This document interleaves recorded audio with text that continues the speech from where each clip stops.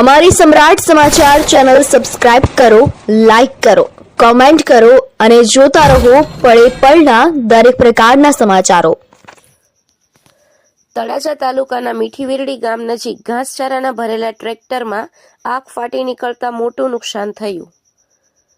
ભાવનગર જિલ્લાના તળાજા તાલુકાના વિસ્તારમાં પીજીવીસીએલની 11 લાઇન અડી જતા આગ લાગેલ હોવાની ઘટના બની છે। આ બનાવની મીઠીવીરડી ગામના ધોનીભાઈ પાસેથી જાણવા મળતી માહિતી મુજબ તળાજા તાલુકાના ગામ મીઠીવીરડી નજીક સોલંકી ભૂપતભાઈ વાલજીભાઈ તેઓની વાડીમાંથી કિંમતી ઘાસચારો ટ્રેક્ટરમાં ભરીને જતા હતા। તે દરમિયાન મીઠીવીરડી ગામના પુલ નજીક ઉપરથી પસાર થતી પીજીવીસીએલની 11 લાઇનને અડી જતા આગ ફાટી નીકળી હતી, જેને લઈને ખેડૂતને મોટા પ્રમાણમાં નુકસાન થયું હતું।